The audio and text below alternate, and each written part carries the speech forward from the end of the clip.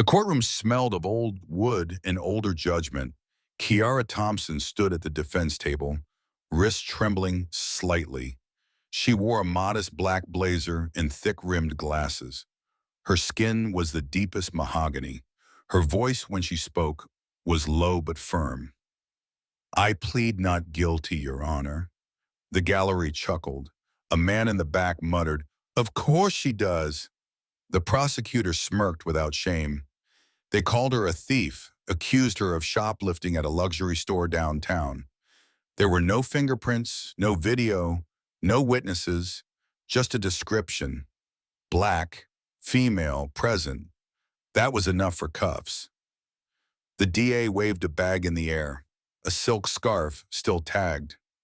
"She slipped this into her purse and walked out," he claimed. Kiara didn't flinch. The defense lawyer had barely reviewed her case. He whispered, "If you confess, maybe probation." She stared at him coldly. "I'm not confessing to a lie," she said. The judge looked bored. A juror yawned. A woman in the crowd giggled. "Thieves always dress up nice for court."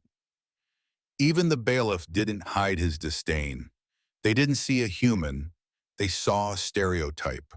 They didn't ask who she was. They only assumed who she couldn't be. Kiara asked to approach the bench. The judge raised a brow but nodded. She reached into her inner pocket slowly.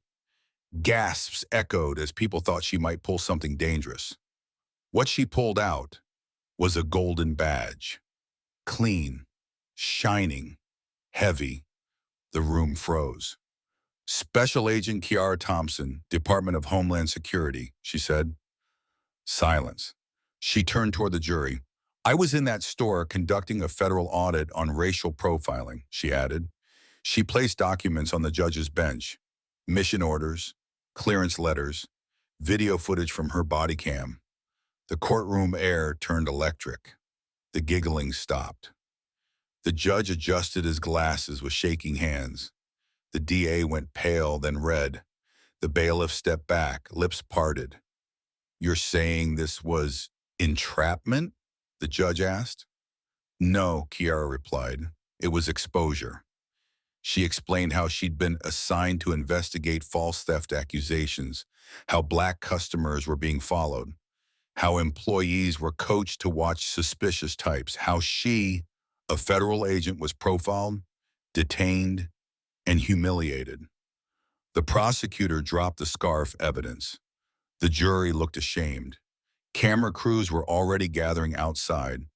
This case was no longer about shoplifting.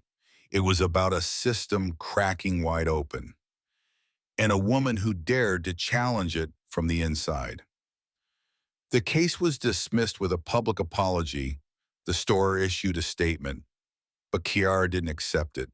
She held a press conference, told her story, not with rage, but with resolve. "Imagine if I didn't have that badge," she said. "How many Black women are still waiting for someone to believe them?" Her story went viral. She became a symbol, not of revenge, but of justice in disguise.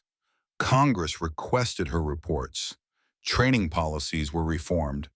But Kiara remained humble because she knew her badge protected her once, but her voice would protect thousands.